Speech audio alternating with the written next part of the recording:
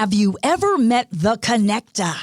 Well, he ponders, he helps, he creates, he writes, he speaks. He basically connects people and brings them together.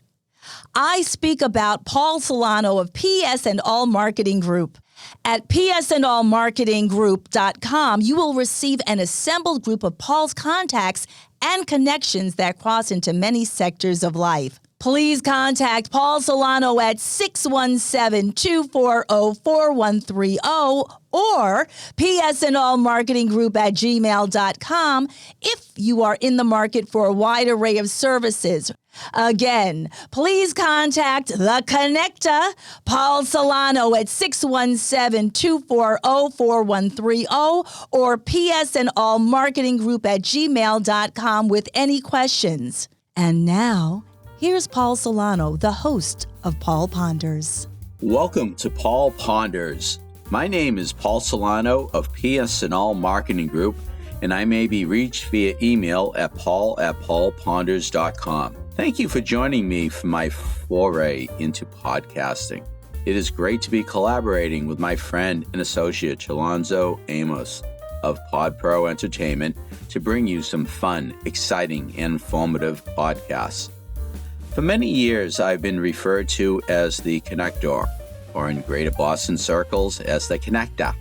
With psandallmarketinggroup.com, I've created a side gig to connect you and get things done. Please sit back and relax and listen to today's podcast. If you are driving or operating heavy machinery and just listening, then please just listen and stay focused on your task at hand. Thanks again for listening. Enjoy my ponderings. Let #Paul Ponders begin.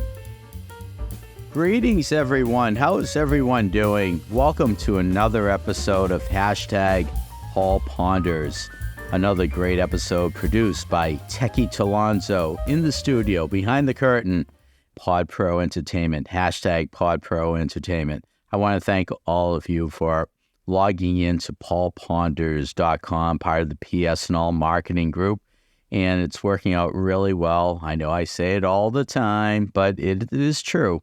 You know, when I'm at Pearl Street Station Restaurant or I'm at Stop and Shop or even walking through the streets, people are pulling over and saying, Paul, great podcast. You really are doing a great job with this, and we're logging in, and we look forward to your next podcast. And if we hark back to episode number 15, where we had the crafty craft beer guru, Bill Hall, on, it was a great episode. It really was.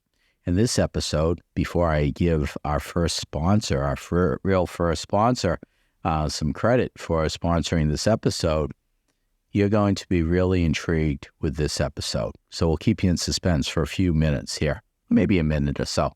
But I just want to thank you again for subscribing. But I want to thank our first sponsor, Riverworks Credit Union, with branches in Lynn, Dorchester, and Linfield. They just opened up a new branch a few months ago at 24 Broadway, Route 1 South in Linfield. And Riverworks Credit Union is a nonprofit financial institution owned by its membership and established in 1936, and MLS number 410564. They can be reached at 1-800-367-1207, or you could email them at members@riverworkscreditunion.com, actually members@rwcu.com. And they are a member of the NCUA. They're an equal housing lender member, and they're part of the Massachusetts Credit Union, MSIC Share Insurance Corporation, where your savings are federally insured to at least $250,000 and backed by the full faith and credit of the United States government. So give them a call again at 1-800-367-1207. You could call up U.S. Olympian hockey player Dave Jensen in the mortgage department. You could call up Jerry Dorr if you're looking for a home equity loan. It's really a great place. You call Paul Crowley. He's over there. So give a call, give a shout out over there. I even happen to know personally a business development person, and that be Paul Ponders. So I thank you again, Riverworks Credit Union, for being a sponsor. So as we look at this episode, as I reference episode number 15 with the crafty craft beer guru, Bill Hall, we are very pleased to have this episode, not only Bill Hall, but his business associate partner with this episode entitled Beers Over Boston. So Bill Hall and Allison Block, welcome to Paul Ponders. Thank you for having me again. Great to have you here. And Allison? And thank you for having me. But I guess we can also say business partners and fiancés, because we actually just got engaged. That is tremendous. Sorry, I didn't know if you had seen that online or not, Paul. I didn't want to bury the lead, but yes, we have a new title in our relationship as well, as of last week. That is awesome. Muzzle tough, as they say. That is great. There we go. I love it. That is great. Any plans for a date? Next September, fingers crossed. Yeah. So a year from awesome. now, to keep this evergreen, a year from October 5th, 2023. That is great. Awesome. Well, congratulations on that. Thank you for putting that late breaking news here on hashtag Paul Ponders. It's great. I love that. That's great. So Beers Over Boston, and I will say that, Bill, your episode number 15 with Paul Ponders was very well received, and we had alluded to the fact that maybe down the road in a future podcast, and I believe this is probably going to be episode number 22, 23, whatever, we just needed to have you back because you are so interesting, and I hear that Allison is also very interesting in what she knows about the craft brew market. Is that correct? That's correct. She might actually be a little bit more interesting than I am right now. I just drive around and sell beer, but she has people flocking to her to talk about it, learn more, and yeah, she's pretty interesting. Is that right, Allison? Sure. Yeah. Well, Allison, take it away. Tell us about Beers Over Boston. So Beers Over Boston is an online platform specifically on Instagram that Bill and I started back in the start of COVID. Bill, like most people in COVID times, was laid off from his job, but really still wanted to be involved in the beer community. And I wanted to help support that because I not only loved him, but I love beer as well. We started this Instagram account to kind of keep better connected with the industry and make new friends safely during the pandemic. I see. How many followers do you have? We are right around 13,000 right now. Fabulous. So it was really a great way. Like it just took off within the first year. I think because of Bill's, connections with the industry, my love of beer and making friends, it just became very infectious. We were able to visit, travel places all over the country, all over the world, make new friends.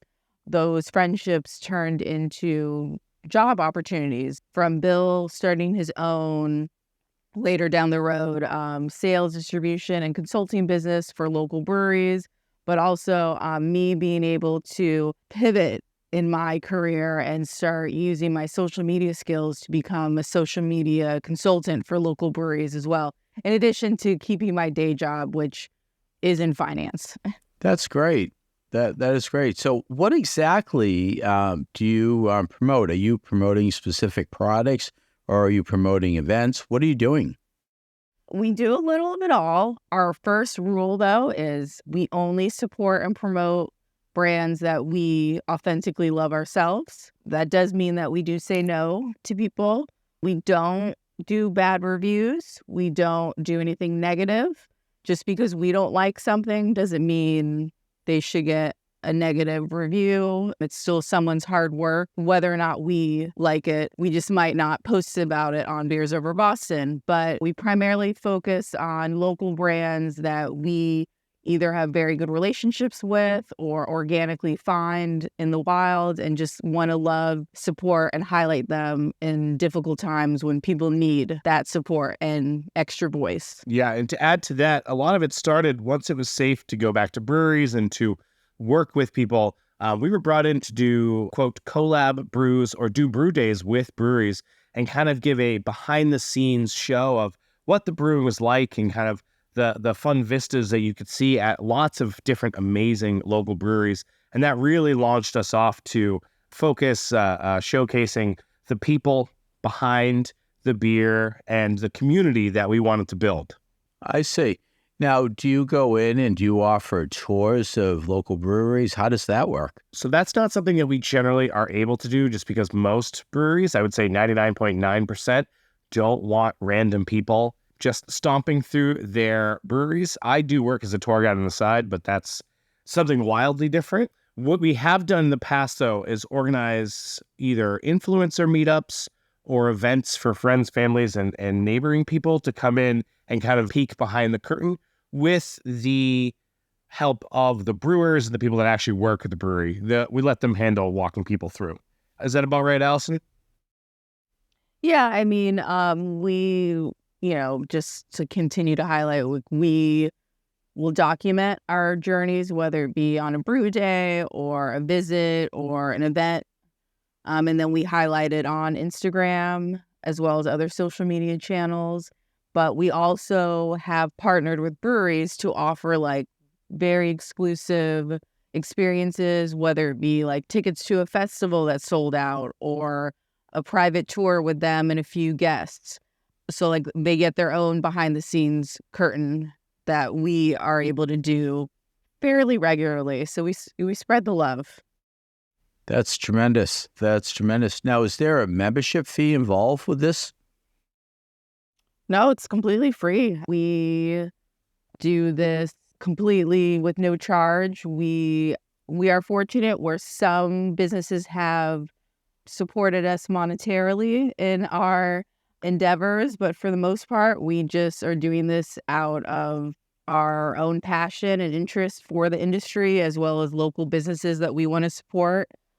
I've now been fortunate enough where companies have hired me, but we try to keep Beers Over Boston free of charge so that it keeps its authentic voice. For the most part, we don't try to exploit anybody into reviews, but, if a restaurant says, hey, come on in, we're going to give you X amount of money towards a bill to try our food and, post about it, we'll go in and try the food and enjoy it. And if we love it, we'll absolutely post about it.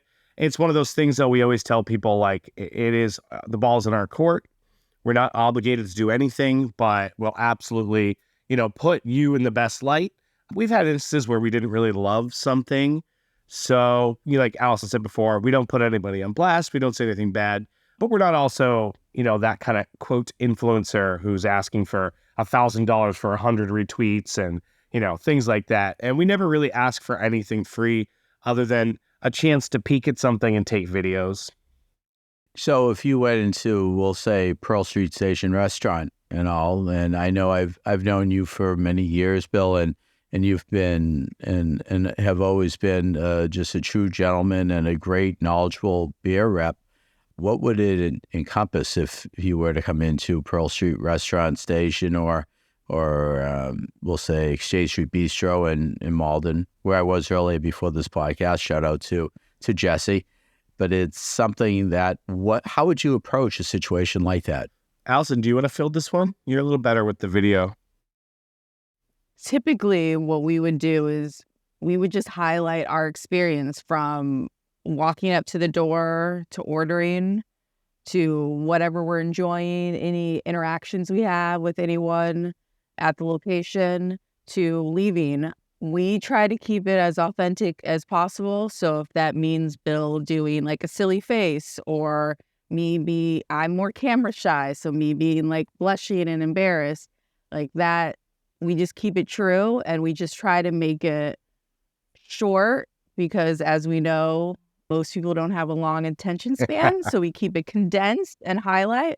But then what we also try to do is if there's anything special that happens when we're visiting anywhere, like a funny moment or like a really amazing beer or amazing food dish, we will save that and reshare that at a later date to continue the engagement and interest that our followers have. So that way it's still fresh in their mind, 1, 3, 4 months down the road. Yeah, it's just a lot of short, fun little videos. A lot of times if bartenders are happy and fine with us taking a video of them pouring a beer and, showing that big, beautiful, frothy head on a freshly poured beer, to maybe even taking a peek in the kitchen, chatting up one of the chefs, watching them flip some food and flambe, preparing food, all the little touches that, people kind of don't think about in their everyday visits. They maybe might take for granted until they're flipping along Instagram, they're flipping along TikTok and stories, and they see this really amazing, flip of veggies and a pour of a beer. They're seeing a host greeting them as you walk in the door. It kind of adds like this nice slice of life touch. And as Allison said, we take a bunch of little videos, splice them up in different ways, some lengths for Instagram, some lengths for TikTok, those little 5 seconds for the millennials. Oh, wait, I'm a millennial. I mean, Zennials and Gen Z, I should say. And then we just kind of mix them and match them and make sure that you have plenty of great material to work with going forward, so that not only are we sharing it, but you as a company can take that and use that promotion for yourself as well. I see. So are you running special events? We do. Allison's more the special event person, if you want to talk about that. So it varies. We work with whatever the business is, what they're looking to do, whether it's to highlight a special beer release or to get more people in the door and introduced to the product, to the brewery. A lot of times we partner with a brewery and we've actually made a beer with them. In return for that, we will host a special event and we'll invite our friends that also are beer lovers, as well as our friends and colleagues just from, anywhere in the neighborhood. So that way they could potentially retain those individuals as repeat customers. And then we'll also, of course, promote it on our page. So then it has an even more wide range of engagement and interest. And hopefully that returns customers to them as well. And Allison's a little too humble to mention it, so I'll cheerlead for her. But she is also on the Leadership Council for Pink Boots Society, Massachusetts. Pink Boots Society is an organization of women in the fermentation arts, whether that is beer, wine, spirits, to kind of help promote, fundraise, and raise awareness of women in the industry. She's, within a couple of years now on the Leadership Council, works with them to help promote and host big events, as well works with a fun little organization called the Beer Babes Family. It's actually women from all over the country and, beyond. There's some people, a lot of people actually in Canada and from other countries. And just recently, Allison spearheaded the second brew day for the Beer Babes Family at Distraction Brewing Company, where people came from literally all over the country to come in and brew some beer for this organization.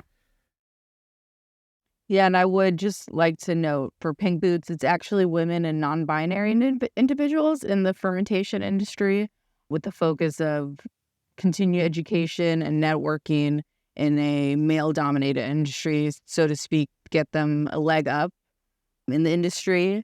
And with Beer Babes, like Bill said, it's an online group that is an international group. A majority of the women are in Canada, but they're also, in Europe, all over the United States. I've been a member of both organizations for a little over 2 years.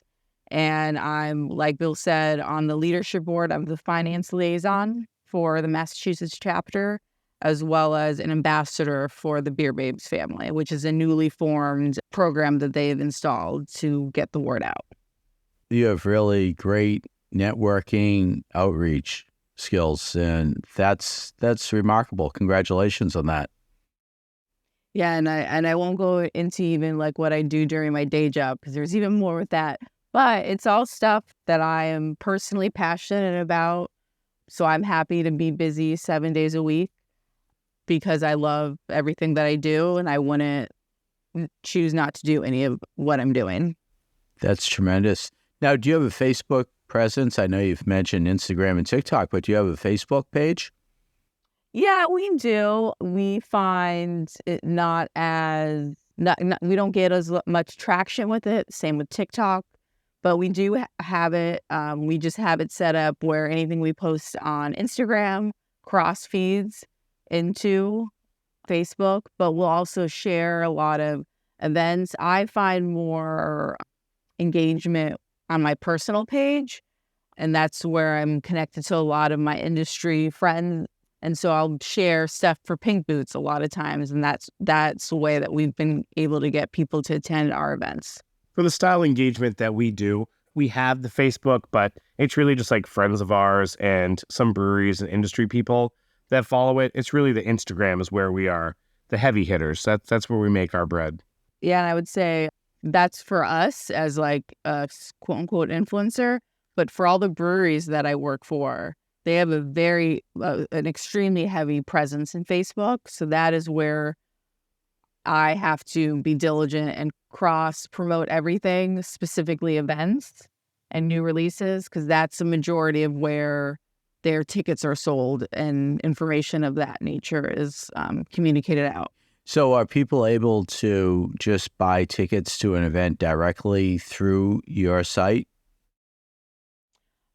Typically it's hosted by whatever business that we're running the event for. A lot of the events that we do are free, so there is no charge. But if it's a ticketed event, it would be through whoever's hosting the event. And normally it's something they do it through like Eventbrite, for instance. Since we're not really looking to make money off of it, we try to keep things free.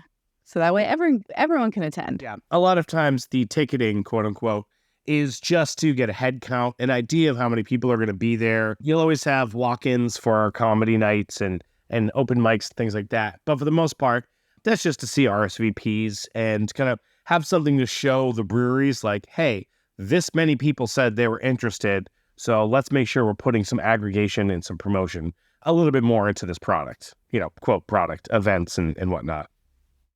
Do you maybe link up with Restaurant Week in Boston or any other events? We have, in the past, reached out to organizations for events, specifically for like Oktoberfests or beer festivals. Those tend to be really well for us. We actually have a side little gig working. We make candles out of upcycled craft beer cans. So we're in a lot of farmers markets, art markets, brewers markets, things like that. But when it comes to, the way we promote things like Restaurant Week, they want ticket sales. And they're going to get those anyways. So we tend to find that smaller new restaurants that are opening, new bars that are opening, or new, food hall markets, they reach out to us to have us promote and kind of help get the word out. And also what we'll do is grab one or two other, quote, influencer, I hate the word influencer, but, influencer friends to come with us. That way we can build a whole bunch of material. But yeah, for the most part, we've been offered events and then had things kind of pulled out from underneath us from those, larger organizations like Restaurant Week. A lot of times they just kind of can't get their stuff together towards the end. But I think Allison could probably speak a little better to that. I think you covered it well.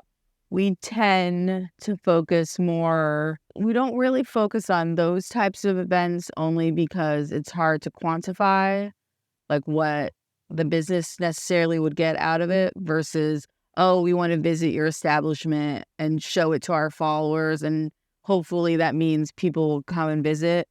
We also, a lot of times, because we have followers all over the world, people reach out to us and will ask us for recommendations. So that's more of the way we can promote versus like a, a semi-annual, annual event, like a dine out. We do work with certain organizations for their reoccurring festivals. So that's a way that will help promote. And in that regard, we'll do like a giveaway and then we'll kind of promote the event leading up to it for ticket sales. And really quick, what's the coolest organization you think that continues to ask us for help? And so I was continuing that, but please. And then we'll be at the event and highlight it. And what Bill's alluding to is we work with the Red Sox organization. And so that's the big one that we do. We've worked with them for the past 2 years. We help promote specifically their food and alcohol events that they have throughout the season. So we typically do, there's a beer fest that they do in September. So we helped with that, helped curate the beer that they've served, and also like everyone who buys the tickets gets keepsake, and we helped with that, picking that item out. They did like a tequila and tacos festival. We helped with that. For burgers and bourbon, we helped with that. And I'm sure next year for the next season, they'll have even more as well as those events again. We fell into it. I'm a huge Red Sox fan. Bill grew up here, so he's a Red Sox fan. And it's someone that I had just reached out to randomly that I knew because I buy tickets a lot every season, and he was my contact. And now we get boxes of bobbleheads sent to us and tickets to games. And I was able earlier this year to surprise Bill with like 20 of his closest friends to a Red Sox game for his birthday. And he kept saying, "How did you get all these tickets?" Well, we know someone. So it worked out well. That's great. That is a tremendous partnership. It really is. And the Red Sox are a great organization to work with.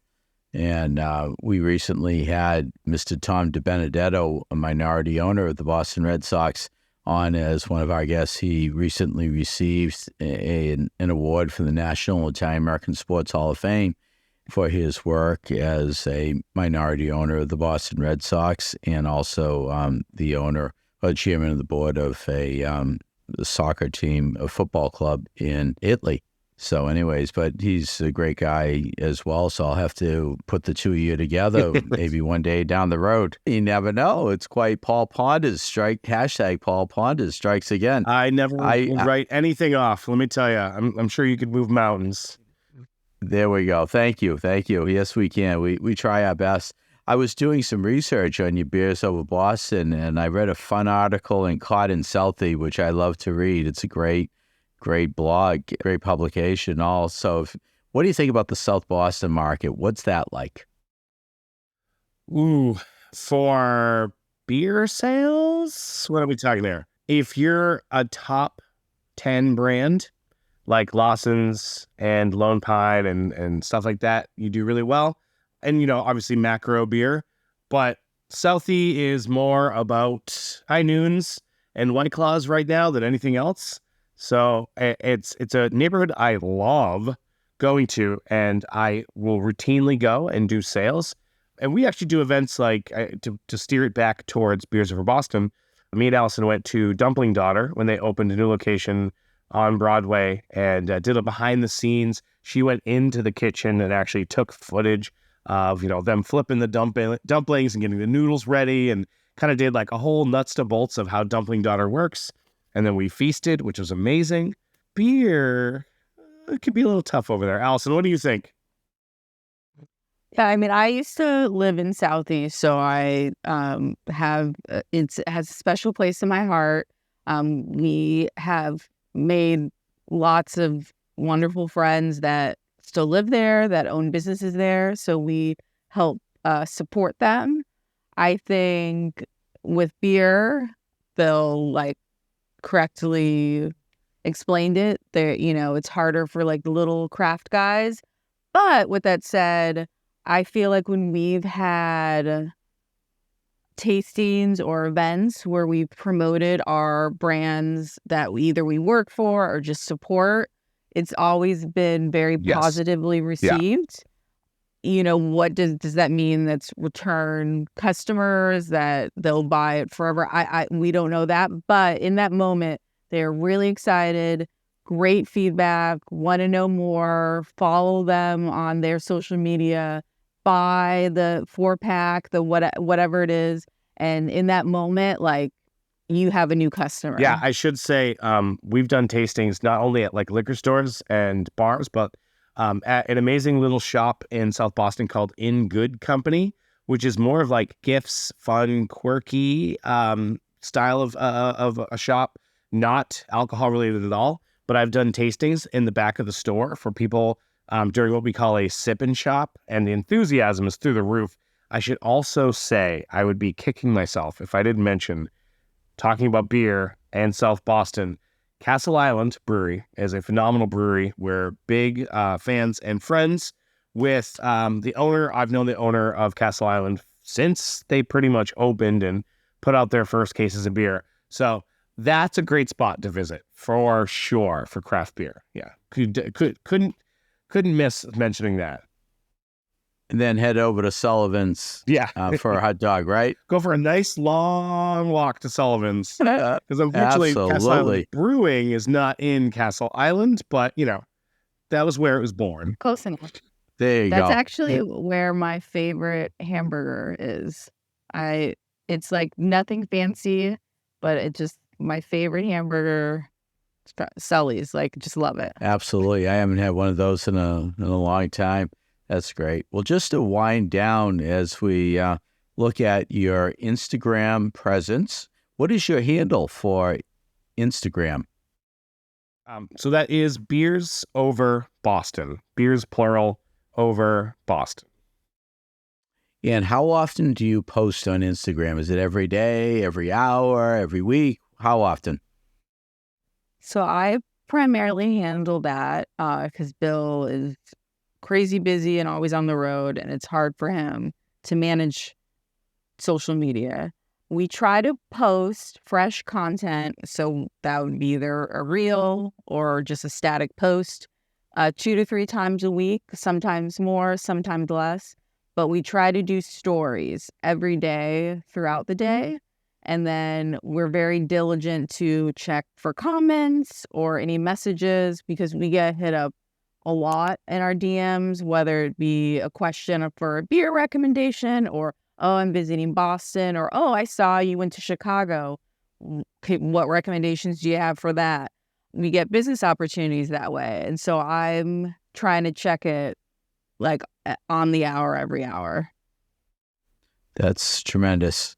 And Bill, do you have anything to add as we start to wind down about Beers Over Boston? No, the only thing I would add is, if it sounds interesting, come check us out on Instagram, Beers Over Boston. Like a bunch of our photos, follow us, and, shoot us a message. Ask us questions about, where you should go for your favorite craft beer that night. Anything. We love, love, love the engagement. Yeah, and tell all your friends. Follow Beers Over Boston. Spread the word. And Allison, do you have anything to add as we wind down? Bill stole all my words, but if you're interested to learn more about Pink Boots or the Beer Babes family, please DM us again, on Instagram at Beers Over Boston. Love to answer any questions you might have. That is awesome. Well, I want to thank both of you for joining us for this episode, and you've just shed so much light on what great things you're doing, great organizations and all, and maybe down the road we'll have maybe Beer Babes women on a future podcast of Paul Ponders. What do you think? Yeah, I can definitely put you into contact with them.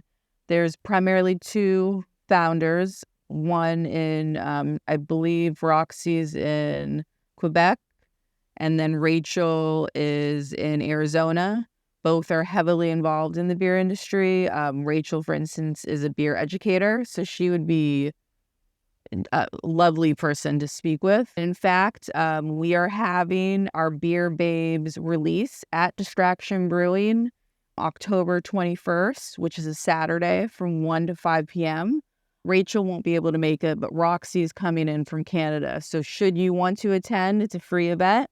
We're releasing an oaked porter.